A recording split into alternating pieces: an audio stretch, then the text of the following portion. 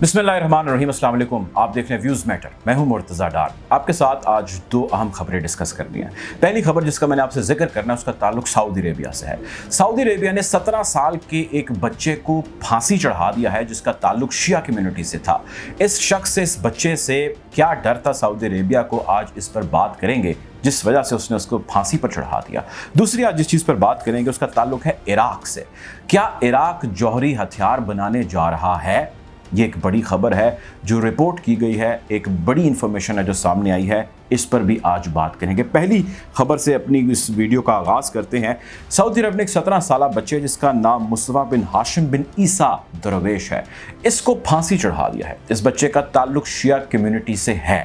इस बच्चे को फांसी क्यों चढ़ाया गया, मैं इसकी डिटेल में जाता हूँ। आप ये बात जानते हैं दोस्तों कि बहुत सारे अरब ममालिक थे जिनके अंदर अरब रॉयल्स के ख़िलाफ़ यानी सल्तनतों के ख़िलाफ़ बगावत हुई और इसको अरब स्प्रिंग का नाम दिया गया। लोग सड़कों पर निकले, उन्होंने एहतजाज किया, वो तहरीर स्क्वायर हो या दीगर और अरब ममालिक हों जिसके अंदर आवाज़ें बुलंद होना शुरू हुई। इन लोगों का ख़याल ये था कि हमारे हाकिमीन, हमारे जितने रॉयल्स हैं, शाही ख़ानदान हैं, ये अपनी दौलत के अंदर तो इजाफ़ा करते चले जा रहे हैं और वो दिन दुगनी रात चुगनी तरक्की कर रहा है, लेकिन हमारी ज़िंदगियों पे इसका असर कोई भी नहीं पड़ा, बल्कि हमारे हालात शायद अबतर होते जा रहे हैं, मज़ीद ख़राब होते चले जा रहे हैं।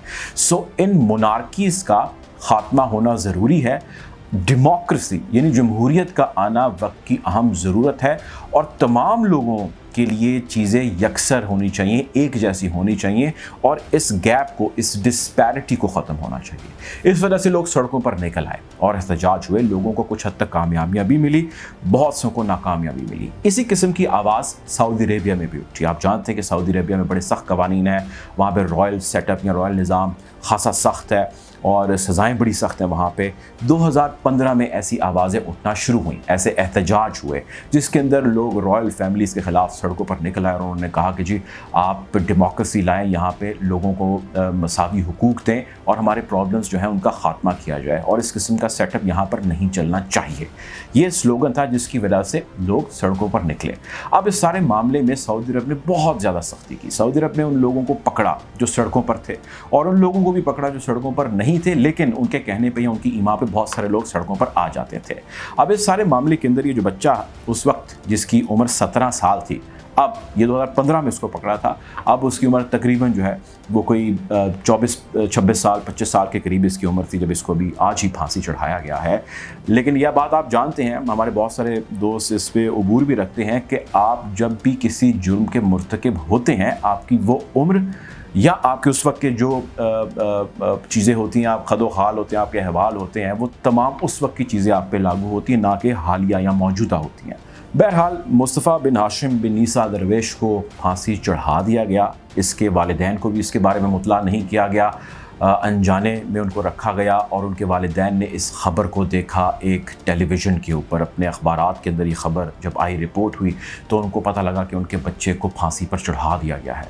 इस बच्चे का कसूर ये था कि जो लोग सड़कों पर मौजूद थे, प्रोटेस्ट कर रहे थे हुकूमत के ख़िलाफ़, हुकूमती पॉलिसीज़ के ख़िलाफ़, उनको पकड़ा जा रहा था। उसी में ये बच्चा पकड़ लिया गया था जिसकी उम्र थी, मैं बार बार दोहरा रहा हूँ, 17 साल। इस 17 साल बच्चे ने किसी भी किस्म कि कोई ऐसा एक्ट नहीं किया था जिससे इसने किसी जुर्म का डायरेक्ट मुर्तकिब हुआ हो। हाँ, ये एक ऐसी आवाज़ का हिस्सा ज़रूर था जो आवाज़ ये कहती थी कि रॉयल सिस्टम्स या रॉयल सेटअप का ख़ात्मा हो के डेमोक्रेसीज आनी चाहिए।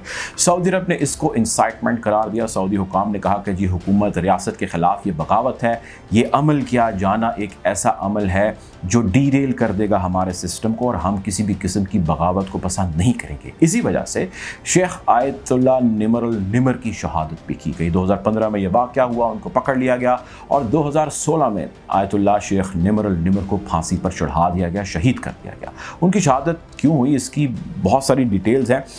एक हमने इस हवाले से स्टोरी की है, एक वीडियो की है। अगर आप इस लिंक पे क्लिक करेंगे तो आप इस वीडियो की तफसील में जा सकते हैं और आप ये जान सकते हैं कि सारा मामला हुआ क्या था और उसके बाद सऊदी अरब और ईरान के ताल्लुकात किस तरह जो है वो एक गैप का शिकार हो गए थे और मामला खासी ख़राबी की तरफ बढ़ चुके थे, जिसके ऊपर आज कोशिश की जा रही है कि मामला को बेहतर किया जा सके। बहरहाल इस सारे मामले के ऊपर शदीद किस्म का रिएक्शन आया शिया कम्युनिटी की तरफ से, सुन्नी कम्युनिटी की तरफ से, इंटरनेशनल कम्युनिटी की तरफ से, ह्यूमन राइट्स वालों की तरफ से रिएक्शन आया और सबसे बढ़ के एमनेस्टी इंटरनेशनल, जिसका काम है कि वो इंसानी हुकूक के हवाले से काम करता है, इंटरनेशनल ग्रुप ऑर्गेनाइजेशन, जिसका काम है कि वो एक ऐसी आवाज़ या ऐसी सेन आवाज़ के तौर पर दुनिया में पहचान रखता है जो उन तमाम नाहक चीज़ों के ख़िलाफ़ आवाज़ उठाता है दुनिया भर में जो जहाँ पर हो रही होती हैं। इन दोनों ने शदीद कंडेमिनेशन किया है।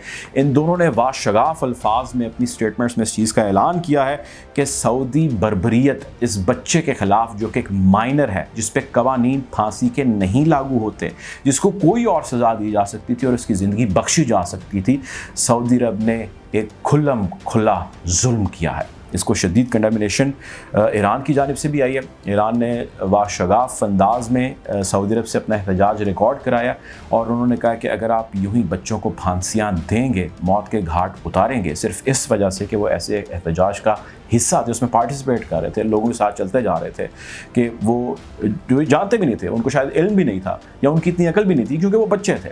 आप ऐसे बच्चों को फांसी पर चढ़ाते जा रहे हैं, ये ज़्यादती है, ये जुल्म है। बहरहाल रिएक्शन आ रहा है इसके ऊपर। सऊदीज़ ने जो करना होता है वो कर जाते हैं, रिएक्शंस की परवाह किए बगैर। ये समझने वालों के लिए ज़रूरी है कि वो इन तमाम चीज़ों को अपने सामने रखें, हक़ाइक़ को अपने सामने रखें और फिर उनके ऊपर अमल पैरा हों। बहरहाल आज हमारे पास जो दूसरी खबर है जिसका जिक्र मैंने आपसे करना है वो है इराक़ के हवाले से।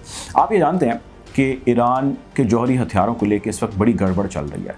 ममालिक दो, जिसमें इज़राइल और अमेरिका है, और ख़ुसूसन इज़राइल, उसका ख़्याल ये है कि एक जौहरी ताकत है ईरान, और ईरान को हम नहीं छोड़ेंगे, इसका कला कमा करके रहेंगे और हम इसके दर पे हैं और हमारा अज़ली अबदी दुश्मन है इसकी ऐसी की तैसी।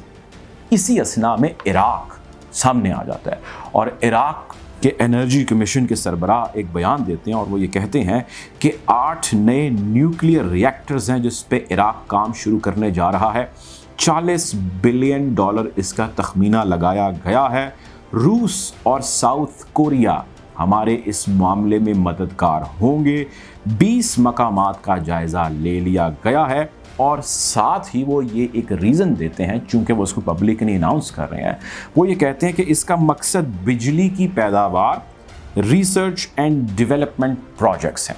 ये बात आप जानते हैं, हमारे बहुत सारे दोस्त, अगर आप नहीं जानते तो मैं आपको बता दूं कि न्यूक्लियर या जौहरी अफजाइश करना, न्यूक्लियर एनरिचमेंट करना हर मुल्क का कानूनी हक है और इस कानून के मुताबिक आप रिसर्च, डेवलपमेंट, एनर्जी, इन सेक्टर्स के अंदर अपनी अफजाइश कर सकते हैं, इन कामों के लिए आप कर सकते हैं, लेकिन एक ख़ास हद तक। अगर आप उस हद से बढ़ जाएंगे तो आप उस ज़ुमरे में चले जाएंगे जिसमें यह ख्याल किया जाएगा कि आप जौहरी हथियार बना रहे हैं और ऐसा मौलिक हथियार आप बना रहे हैं जिसको किसी आप मुल्क के ख़िलाफ़ यकीनन इस्तेमाल कर सकेंगे, जो किसी भी मुल्क के लिए शदीद ख़तरनाक साबित हो सकता है।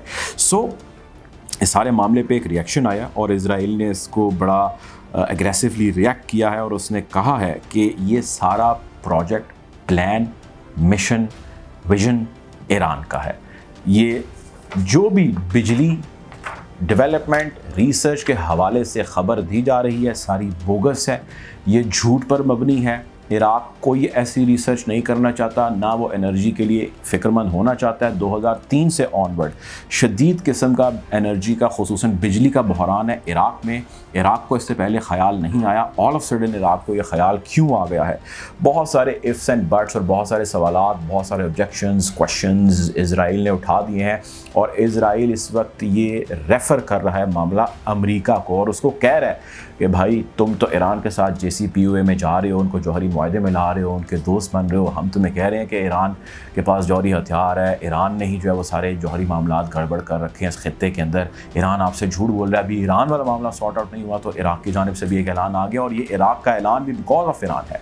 और फिर इस चीज़ का भी उन्होंने हवाला दिया कि जब से दौलत इस्लामिया, मैं डिटेल में नहीं जाना चाहता कि ईरान इराक़ के ताल्लुकात किस खराबी का शिकार रहे, उनकी कई सालों तक जंग रही, हमारी इस हवाले से स्टोरीज़ मौजूद हैं।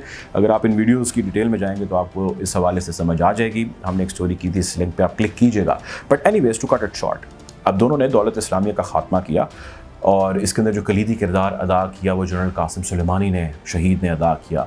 और इस हवाले से जिस किस्म का रिएक्शन अमरीकियों ने और इजराइलियों ने जनरल कासिम सुलेमानी की शहादत के ज़रिए पहुँचाया ईरानियों को, वो यकीनन एक बहुत बड़ा लॉस था जिसका ईरान ने सामना किया। फिर मोहसिन फ़खरीज़ादा साहब की जो डेथ थी, उनकी जो शहादत थी, वो भी एक बहुत बड़ा लॉस था जो ईरान ने बर्दाश्त किया।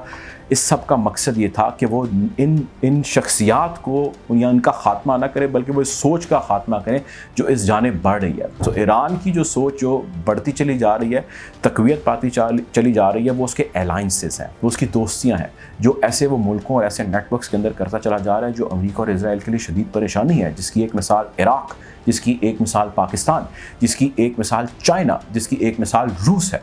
सो ये जो धड़ा है स्ट्रॉन्ग होता चला जा रहा है, ऐसे बहुत सारी डील्स करता जा रहा है और स्मॉल और फ्रीक्वेंट स्टेप्स ले रहा है, बट सॉलिड ले रहा है, जो कि यकीनन परेशानी का बायस है। इराक़ जौहरी हथियार बना पाएगा या नहीं, ये एक बहुत लंबी बहस है और ये भी बहुत अर्ली स्टेजेस के अंदर एक गुफ्तगू है, लेकिन एक फॉर्मल बयान का सामने आना, पब्लिक एडमिशन एक दुनिया की बड़ी खबर के तौर पे सामने आ रहा है। बहरहाल हम आपको इस हवाले से अपडेट रखेंगे। अगर आपको ये वीडियो मुनासिब लगी है तो इस चैनल को सब्सक्राइब करें अगर आपने नहीं किया, ताकि ऐसी मज़ीद आप तक वीडियो पहुंच सकें बज़रिया नोटिफिकेशन, अगर आप मुनासिब समझें तो। बहरहाल अब तक के लिए इतना ही, अपना ख्याल रखिएगा। अल्लाह हाफ़िज़।